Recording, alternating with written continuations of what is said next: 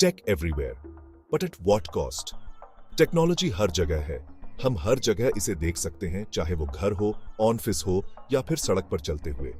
Phone, laptop, apps, ये हमारी जिंदगी पर राज करते हैं। ये हमारे हर काम को आसान बना देते हैं।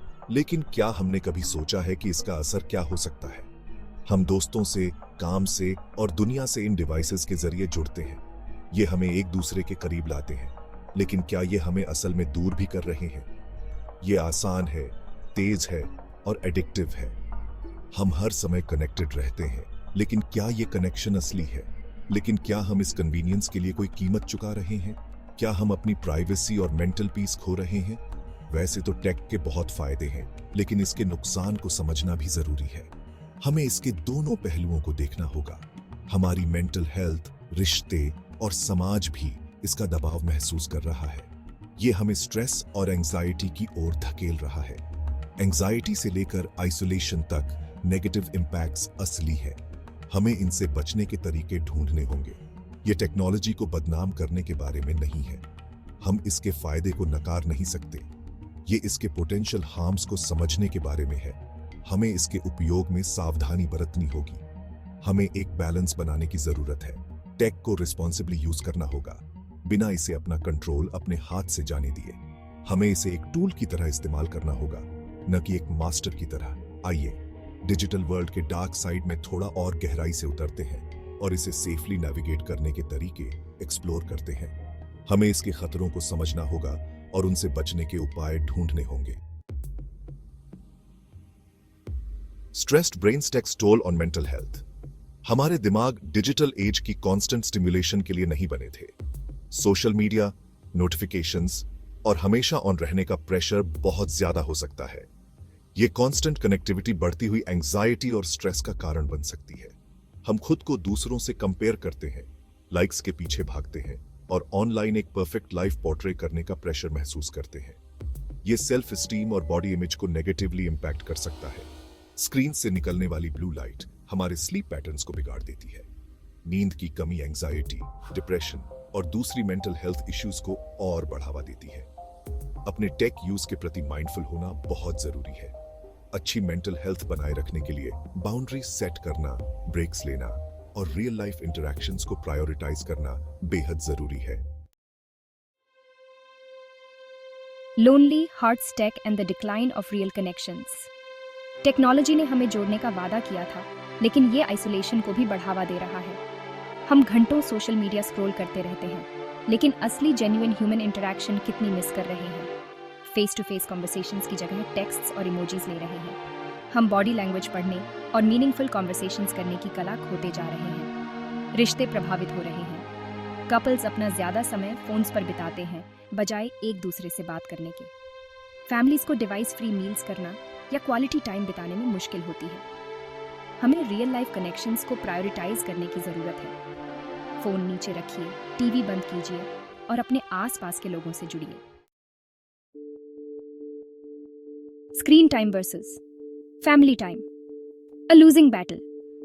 याद है फैमिली गेम नाइट्स या डिनर टेबल पर बातचीत? आजकल स्क्रीन्स अक्सर फैमिली टाइम पर हावी रहते हैं। बच्चे आईपैड से चिपके रहते हैं, टीनेजर्स वीडियो गेम्स में खोए रहते हैं और पेरेंट्स ईमेल्स चेक करने में व्यस्त रहते हैं। क्वालिटी टाइम की ये कमी रिश्तों को नुकसान पहुंचा सकती है। बच्चों को अटेंशन की जरूरत होती है और बहुत ज्यादा स्क्रीन टाइम उनके सोशल और इमोशनल डेवलपमेंट में रुकावट डाल सकता है। पेरेंट्स को हेल्थी बाउंड्रीज सेट करने की जरूरत है। टेक फ्री जोन्स और टाइम्स बनाएं, आउटडोर प्ले को इनकरेज करें और ऐसी एक्टिविटीज में शामिल हों जो फैमिली बॉन्डिंग को बढ़ावा दें। बात यह है कि एक ऐसा बैलेंस ढूंढा जाए जहां टेक्नोलॉजी फैमिली लाइफ को कॉम्प्लीमेंट करे, कंट्रोल नहीं। Section 5. The Productivity Paradox. Are we really getting more done? Technology ने हमें और प्रोडक्टिव बनाने का वादा किया था, लेकिन क्या हम सचमुच ज्यादा काम कर रहे हैं या हम बस ज्यादा बिजी और डिस्ट्रैक्टेड हैं? कांस्टेंट नोटिफिकेशंस, ईमेल्स और हमेशा ऑन रहने का प्रेशर मल्टीटास्किंग और कम फोकस का कारण बन सकता है। हम किसी भी टास्क को पूरा ध्यान दिए बिना एक से दूसरे टास्क पर जंप करते रहते हैं।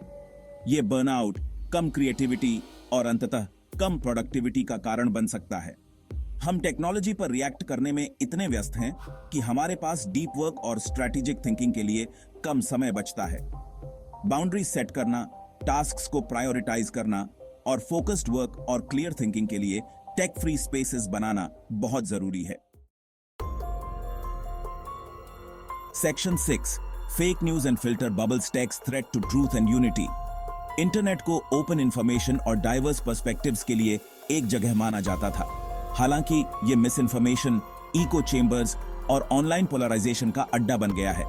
सोशल मीडिया एल्गोरिदम्स अक्सर हमें फिल्टर बबल्स में फंसा देते हैं, हमें ऐसा कंटेंट दिखाते हैं जो हमारे एग्जिस्टिंग बिलीफ्स को कंफर्म करता है और हमें अपोजिंग व्यू पॉइंट से दूर रखता है। इससे रियलिटी का डिस्टॉर्टेड व्यू बन सकता है, एक्सट्रीमिज्म को बढ़ावा मिल सकता है और उन लोगों के साथ कंस्ट्रक्टिव डायलॉग करना मुश्किल हो सकता है जिनकी राय अलग होती है। हमें इंफॉर्मेशन के क्रिटिकल कंज्यूमर्स बनने की जरूरत है, अपने फिल्टर बबल से बाहर निकलने की जरूरत है और डाइवर्स पर्सपेक्टिव्स के साथ रिस्पेक्टफुल कॉन्वर्सेशंस में एंगेज होने की जरूरत है। Section 7, digital divide tech's role in inequality. Technology में गैप्स को पाटने की क्षमता है, लेकिन ये एग्जिस्टिंग इनइक्वालिटीज को और बढ़ा भी सकता है। हर किसी के पास टेक्नोलॉजी या डिजिटल वर्ल्ड को नेविगेट करने के स्किल्स तक इक्वल एक्सेस नहीं है। ये digital divide education, employment, health care और दूसरे क्रूशल एरियाज में बैरियर्स पैदा कर सकता है। जिन लोगों के पास टेक्नोलॉजी और डिजिटल लिटरेसी स्किल्स तक एक्सेस नहीं है, उनके पीछे छूटने का खतरा है। इस गैप को पाटने के लिए digital infrastructure, affordable internet access और डिजिटल लिटरेसी प्रोग्राम्स में इन्वेस्टमेंट की जरूरत है, यह सुनिश्चित करते हुए कि हर किसी को डिजिटल एज में आगे बढ़ने का मौका मिले। Section 8, our data, their power, privacy in the age of tech giants. Online हमारा हर क्लिक, सर्च और इंटरैक्शन डेटा जनरेट करता है। यह डेटा हमारे डिजिटल फुटप्रिंट का हिस्सा बन जाता है, जो टेक कंपनीज के लिए एक वैल्यूएबल रिसोर्स है। यह डेटा वैल्यूएबल है और टेक कंपनीज इसे कलेक्ट और एनालाइज कर रहे हैं ताकि हमें एडीज टारगेट कर सकें, हमारे एक्सपीरियंसेस को पर्सनलाइज कर सकें और यहां तक कि हमारे बिहेवियर को इन्फ्लुएंस भी कर सकें। ये कंपनीज हमारे इंटरेस्ट और प्रेफरेंसेस को समझने के लिए सोफिस्टिकेटेड एल्गोरिदम्स का यूज करती हैं। वैसे तो कुछ हद तक डेटा कलेक्शन फायदेमंद हो सकता है, लेकिन हमारी पर्सनल इंफॉर्मेशन पर ट्रांसपेरेंसी और कंट्रोल की कमी चिंताजनक है। हमें यह जानने का हक है कि हमारा डेटा कैसे और कहां यूज हो रहा है। हमारे डेटा का इस्तेमाल उन उद्देश्यों के लिए किया जा सकता है जिनके लिए हमने सहमति नहीं दी थी, जिससे संभावित रूप से मैनिपुलेशन और डिस्क्रिमिनेशन हो सकता है। अनऑथराइज्ड डेटा यूज से प्राइवेसी ब्रीचेस और आइडेंटिटी थेफ्ट का खतरा भी बढ़ जाता है। हमें डेटा प्राइवेसी पॉलिसीज के बारे में अवेयर होने की जरूरत है। ऑनलाइन शेयर की जाने वाली इंफॉर्मेशन को लिमिट करने की जरूरत है और ऐसे रेगुलेशंस का सपोर्ट करने की जरूरत है जो हमारे डिजिटल राइट्स की रक्षा करें। हमें अपने डिजिटल फुटप्रिंट को मैनेज करने के लिए प्रोएक्टिव स्टेप्स लेने चाहिए। Section 9, Tech for Good, Can we harness the power for positive change? Negatives के बावजूद टेक्नोलॉजी में अच्छाई के लिए बहुत बड़ी संभावनाएं हैं।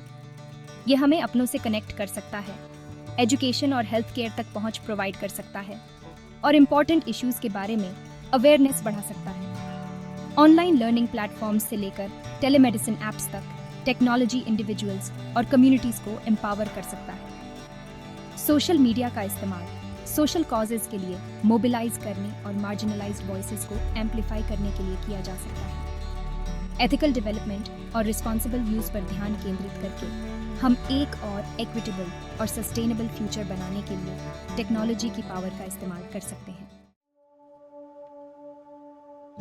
Section 10, Finding Balance, Tips for a Healthier Relationship with Technology। अब समय आ गया है कि हम टेक्नोलॉजी के साथ अपने रिश्ते पर कंट्रोल करें। टेक्नोलॉजी का सही उपयोग हमें लाभ पहुंचा सकता है, लेकिन इसके अत्यधिक उपयोग से बचना भी जरूरी है।